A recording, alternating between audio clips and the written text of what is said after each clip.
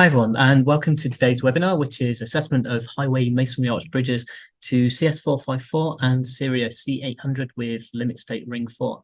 I'm Tom Pritchard, I'm your host for today, and I'm joined by Professor Matthew Gilbert, who is the LimitState Ring Product Manager. He's going to be taking you through some of the features of the newly released LimitState Ring 4, and especially how they can be used to help you with your assessments to CS454 and CIRIA C800. Today's webinar is due to last about half an hour, and there will be time at the end for some Q&A, and you can enter questions into the Q&A functionality that should be in front of you. We will try to get around to as many questions as we can, but there are a lot of you here today, which is great, but that does mean that we might not get around to all of the questions, but we will make sure that we follow up after the webinar's finished via email with any questions that do get asked. If you do have questions after the webinar, feel free to email them in to us at info@limitstate.com, and we'll be more than happy to answer them for you. And with that, it's time to get started. So I'm pleased to pass you over now to Professor Matthew Gilbert. Thanks very much, Tom, and thanks very much to everyone for joining us for today's webinar. For those of you who are new to LimitState, just a few words about the company. We've been around since 2006. We've got customers in more than 30 countries worldwide now, and our aim is to provide engineers with powerful and easy-to-use software. If you're unfamiliar with masonry arch bridges, there are a lot of bridges around. That's the first thing, and they are typically well over 100 years old now, and we have to keep these going because they do form a pivotal part of many transport networks. For example, in the UK, almost half of all spans on the railway network are masonry arch bridges, and similar proportion of many regional highway networks. If you're new to LimitState Ring, what is it? It's basically an interactive software tool for the analysis of masonry arch bridges. We can model single, multi-spans, a range of different failure modes. Not going to cover it today, but one of the key features of the software is being able to specify localized properties and defects to take account of the wide variety of bridges out there, and also deal with support movements. One of the new features in Ring 4 is the ability to very easily model the permissible limit state, and that's going to be a key part of today's webinar. So without further ado, let's move on to look at how we can assess bridges to CS454 and CIRIA 800.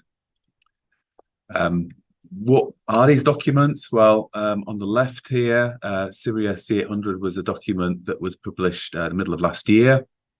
It's basically a guidance document, lots of useful general information. But the key aspect that's relevant to today's webinar is that it introduces the permissible limit state, which I'll come on to shortly. And the other key document today is the applicable assessment code for highway bridges in the UK, CS454.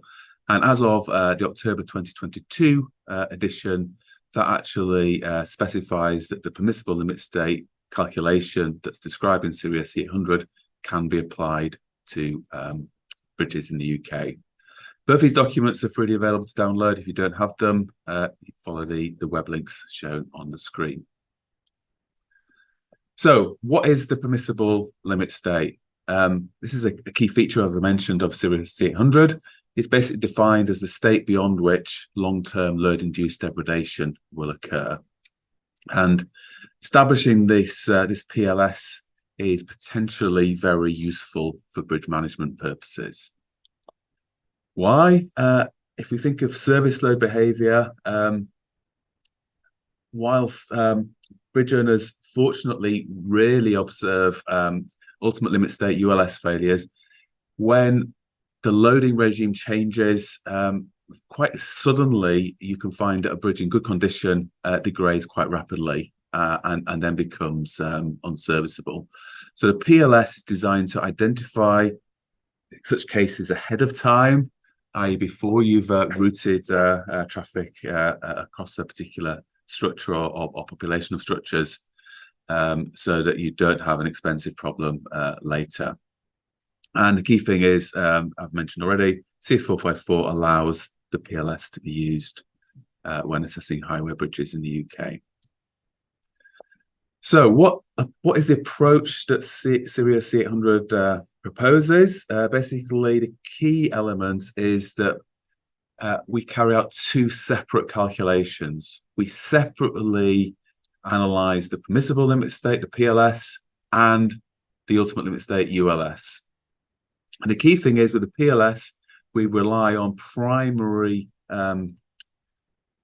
resistance of the bridge. So self-weight of the electrical elements, masonry and soil, the strength of the masonry, we assume a core strength or endurance strength. The soil pressures, horizontal soil pressures, are assumed to be as if you've got a dense fluid. So we're not relying on large deformations to mobilize large soil pressures. In contrast to that, in terms of the masonry strength, we're typically assuming that we're mobilizing peak strength at the ULS. And as regards soil pressures, we're assuming that we're mobilizing passive soil pressures. So typically with masonry arch analysis, the lateral earth pressure coefficient is a third of the peak passive pressure coefficient from retaining wall theory.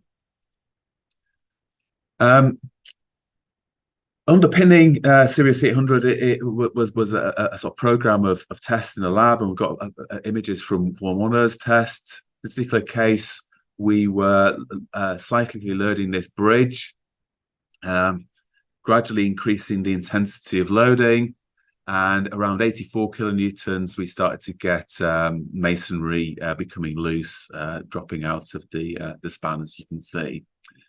If we adopt the approach that CIRIA C800 proposes for the permissible limit state, then we get a PLS load of around 72 kilonewtons. So it's relatively close to the 84 kilonewtons, and it's conservative. In terms of CS454, section 7 relates explicitly to masonry arch bridges. The first clause, 7.1, relates to ULS, which is uncontroversial. The second clause, 7.2, explains how we can deal with service loads. And I've given this the label PLS in inverted commas because effectively it's trying to do the same thing as the PLS in CIRIA C800. But what it proposes is that you actually apply a fixed factor of 1.2 on the ULS load. And research that we've carried out suggests that one size fits all approach, a fixed factor, isn't necessarily the best approach. So what it does in the latest revision is explicitly refer to CIRIA C800, saying instead of following this process in clause 7.2, you can instead follow the approach described in CIRIA C800. Okay, but without further ado, I'm going to actually fire up the software, LimitState Ring 4, and show you how you can carry out both a ULS and a PLS assessment of a bridge. So initially, we've got the new project dialog appears, and what I'm going to do is, rather than use the standard wizard, I'm going to use the template functionality, and I'm going to choose one of the built-in, one of the templates that ships with the software, which is CS454 and CIRIA C800 Good Road. The Good Road, that dictates the value of the impact factor that's applied in the software. Now you can see actually that these template files are not special files; they're actually just standard ring files, and so you can basically use any existing ring file to form a template for future use. And the key thing that the template provides is all the non-geometrical and loading parameters of the bridge. So all the material factors, partial factors, and so forth are basically stored and available for use in the file. So what I'm going to do is I'm going to skip over the general project setting, and I'm just going to set up a little demonstration example. Actually, one of the new features in the software is the ability to explicitly model abutments with soil behind them. So I will do that on this particular occasion. I'm going to keep the standard properties of the span just for the demonstration. I'm going to have a multi-span, a two-span structure. Let's say that the height of the pier is 3 meters. And I'm going to also include an abutment at the right-hand side as well. So I click next now. Hopefully I've got my geometry specified. Fill profile needs to be specified. I'm going to keep it as the default, but I'm perhaps reduce the surface depth from 500 to 200. So then we've got the whole geometry there, and I'm moving on to a very relevant dialogue for today's webinar. This is the partial factors dialogue, and whereas in previous versions we only basically dealt with the ultimate limit state, now we deal with the ULS and also the PLS. And values of the factors which are not unity are highlighted in the colour you can see. So according to CS454, we have an axial load factor of 1.5, an impact factor for the good road of 1.62. Then, according to CIRIA C800, we have a loads effect factor of 1.1 for the ULS. So we've got all the ULS properties then set, all the rest are unity. For PLS, we no longer need the axial load factor to be 1.5, it's now unity. And also, to take account of the fact that the uncertainty, the model uncertainty is lower when we're doing a PLS analysis, when we're just simply relying on the primary resistance of structures. To reflect that, we have a lower load effect factor according to CIRIA C800. But then if we move down to the material strength factors, you can see that the PLS properties are now 2, and that's basically to move from peak strength to endurance or mobilized strength properties.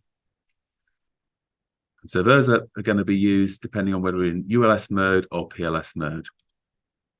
I'm going to whiz through the material properties and on to the loads. And if I click on the vehicle database, you can see that we've got quite a large array of vehicles available for use. So I'm going to, for example, use the 11.5 ton single axle, and I'm going to choose a triple axle bogie as well for some of my analysis. So I'll choose those, and once I've chosen them, they're available for use in the software. So initially, I'll choose the 11.5 ton axle, and I need to apply a dynamic factor to that axle, and then basically I'm ready to go. So basically, I'm in ULS mode. If I click solve, then because we're in auto load mode, then we're basically going to run the vehicle across the bridge and look at how the structure behaves, and in particularly what the critical load position is. So we can see there's various different positions which are critical or near critical. And you can see very clearly that with the ULS, we have a 7 hinge mechanism that involves the pier. So given that I've already set up my PLS parameters, all I need to do now to change to do a PLS analysis is switch to PLS mode and basically press the button, and effectively exactly the same process will occur. They're now using the different PLS properties. And you can see actually we have a different mode of response, basically. The critical mode of response with the PLS mode is actually this more 4 hinge type mechanism. The other thing I didn't draw out in the previous case was actually what the adequacy factor is. In the software, what we're looking for is the multiplier on the prescribed loading at the point of failure. So for the ULS failure, if I scroll up, I can find it. It was actually very close to 1.012. And for the PLS, it was actually a little bit higher. It was 1.108. In this particular case, our structure is okay because the adequacy factor is above 1. And actually, I've tabulated those numbers here. So we have the 1.108 and the 1.012. Now, interestingly, if you were to use CS454 without using CIRIA C800, in this particular case, you would find that the adequacy factor was below 1, because in this particular case, our PLS analysis that we've done using CIRIA C800 suggests that it's not going to be prone to service load effects. Yet in this case, CS454 has got this blanket 1.2 factor, which then means that you've potentially got a problem as a bridge owner, and you might need to think about applying a restriction on traffic. So although the PLS is there to identify cases where you might be subject to load-induced damage, it also identifies cases when that's not going to be likely to be an issue. If we go back to the software, in terms of the soil pressures, I mentioned that we're using different assumptions for PLS and ULS. If you want to see what those different assumptions are, you have to click this advanced box, and basically we've got our spandrel zone parameters, we've got our sort of active and passive pressures here, and basically we're using a factor of 0.33, so in other words, a third of the multiplier on the passive pressure computed using the given soil properties, 37.5 degrees angle of friction and so forth.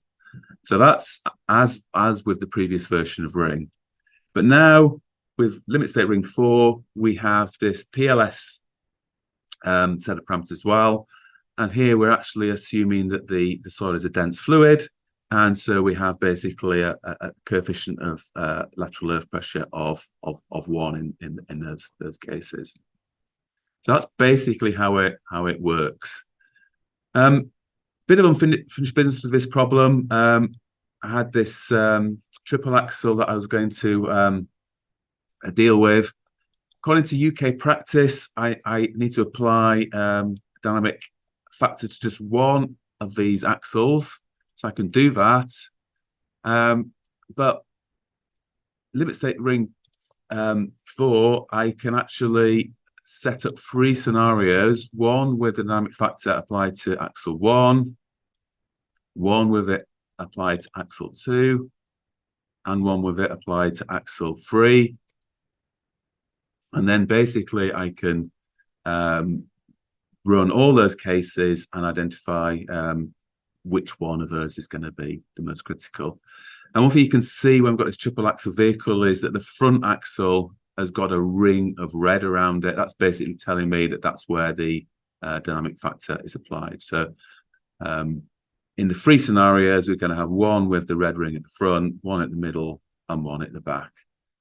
And you can see that basically we are populating this plot of adequacy factor against position.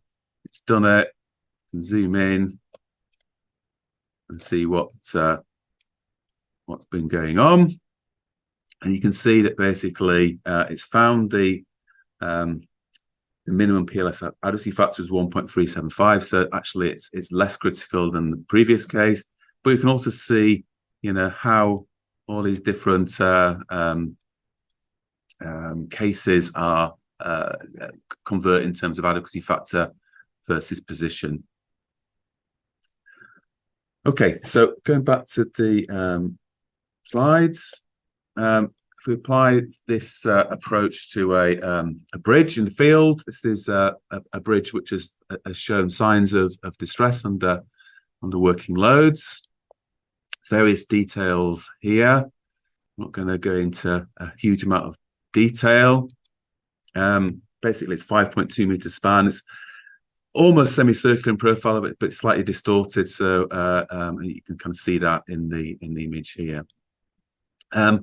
So when we do a PLS analysis of this, nice way of visualizing it is that effectively the bridge is effectively immune to the load as long as the load is above, has an adequacy factor, PLS adequacy factor of at least 1. In this case, you can see that in some load positions, the adequacy factor falls below 1. So when it falls below 1, what happens is you start to mobilize this sort of initiation of a mechanism. And the thinking in the PLS approach is that a bridge can't effectively mobilize the start of that mechanism time and time again with joints opening and closing many thousands or hundreds of thousands or millions of times. And so in this particular case, this particular bridge will show signs of degradation with time, depending on the volume of traffic that's applied. Okay, so another feature that potentially is very helpful when you are a bridge owner or working on behalf of a bridge owner managing bridges is the command line feature, which allows batch files to be run. And so what you can do is, if you have a new vehicle, is you can basically apply that new vehicle to a whole range of bridges in one go. So I've got on screen here, this is actually overriding whatever vehicle is in a file with, in this case, just 11.5 ton single axle, but you might have some special vehicles or some vehicles which haven't been previously analyzed. And you can basically include that in a batch file and run those all together. And very quickly you will see which bridges are problematic, if any, for a particular loading regime. Okay, just moving on to the conclusions. So CIRIA C800 introduces the PLS, which is the state beyond which long-term load-induced degradation occurs. And CS454 allows the CIRIA PLS calculation to be used. And that's basically an alternative to simply factoring the calculated ULS capacity, which is the sort of the previously adopted approach in CS454.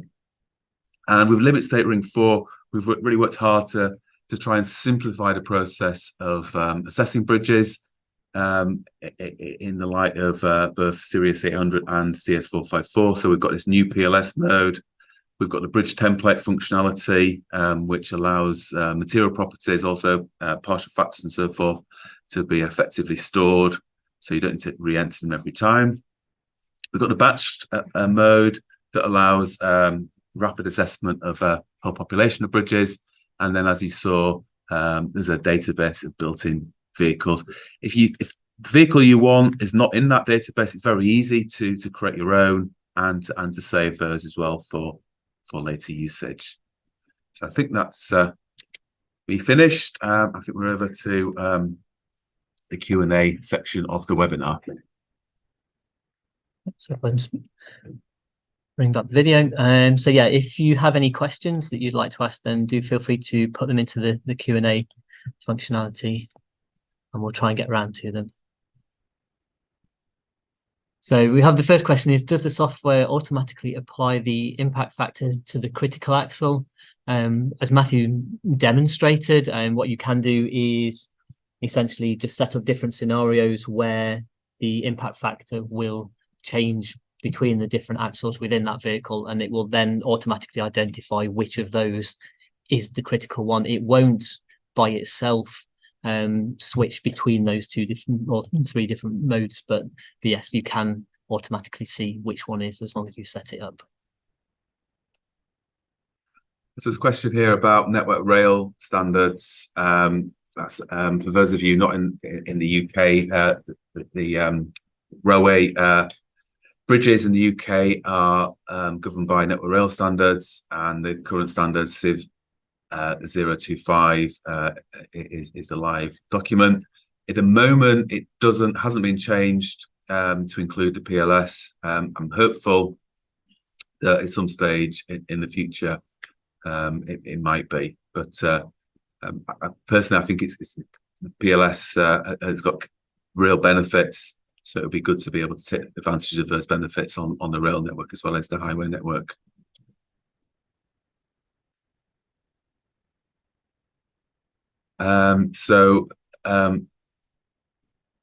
Looking at the question, apologies, it might have been covered. How was the material factor of 2 derived for masonry? I'm thinking in terms of Eurocode and their range of factors for masonry in the range of 2.3 to 3. It's really a different. We're doing assessment here, so normally when we're doing assessment for the ULS, we choose a sensible maximum strength that we can expect from a given form of masonry, and then whatever that maximum strength is that's used for ULS, we're saying for the PLS we divide it by 2, which is approximately the value that has been identified, for example, in laboratory testing, when people have done cyclic load tests on masonry and compression, and it's not across the board, but generally speaking, below a factor of about 2, then the number of cycles that can be applied to the masonry is effectively infinite. So that's the reason for the default value of 2. If you have a particular data for your particular bridge, then obviously you should use that rather than the standard.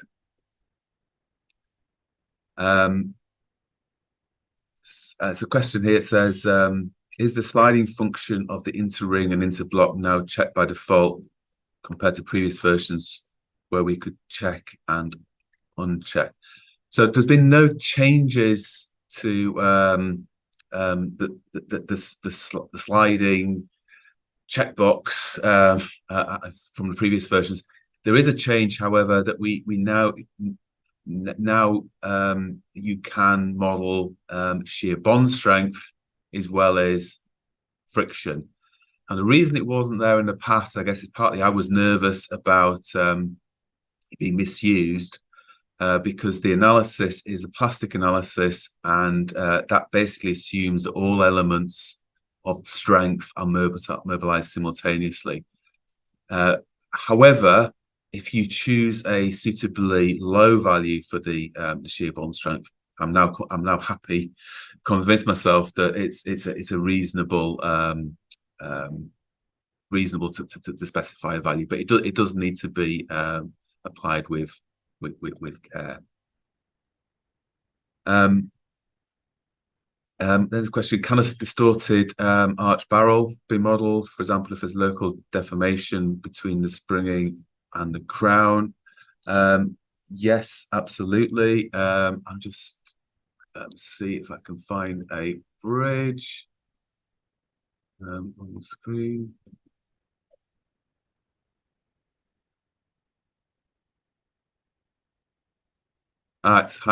Sorry, we've just got a dialogue that's hiding the so here. So for example, this is an example where we're not using segmental profile, we're using in this case actually user-defined multi-segment, but more generally, if you've got more points, the user-defined interpolated profile setting would be the best option. A question: can different rings of an arch have different material properties in ring? For example, a brickwork arch has been strengthened by applying a concrete line into its intrados.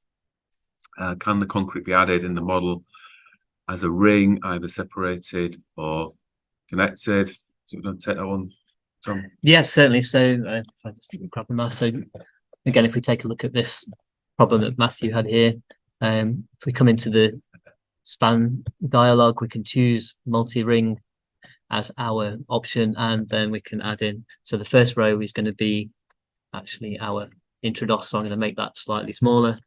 And then if we make another one for 330 and okay, that's just telling us that we've modified the bridge geometry. But you can see here now that we have an extra ring of, in this case, masonry on the inside. And what we can do is go in, and if we wanted to say, I'm not going to do the entire span, but select those in the property editor on the right hand side here, we can very easily change our unit weight to say 19. And if we wanted to also, if it was, for instance, a reinforced concrete introdos, then you can stick in reinforcement within that as well. So should we make that 50 and a tensile limit of 100? Did I haven't ticked it, sorry. But the answer is yes, you can do that. We've also had a couple of questions relating to defects such as cracks. So whilst we're looking at contact surfaces, it's probably easy enough to show you as well that you can select contacts, and if you have something, so I'll zoom in a little, on here you can add in mortar loss. So if I make the mortar loss there 50, you can see here that you can introduce mortar loss in those contact surfaces there. And I think actually we're just slightly over time now. So what I'll do is we'll wrap it up. Obviously, we have a few more questions that we need to answer via email after the webinar, but we'll get those to you as soon as we can. So I'd just like to say thank you to Matthew, and thank you to everybody for joining us today. We do hope that you found the webinar informative and saw how Limit State Ring 4 can be used to help with your CS454 and CIRIA C800 assessments. If you'd like to try the software for yourself, you can download a copy from our website, which is LimitState.com. If you follow the links for Ring and download, you should be able to get that quite easily. And if you do have questions about the software at any point in time, please feel free to email us on info@limitstate.com, and we'll be more than happy to answer those for you. So yeah, thanks very much again, and we do hope to see you for one of our future webinars. Goodbye.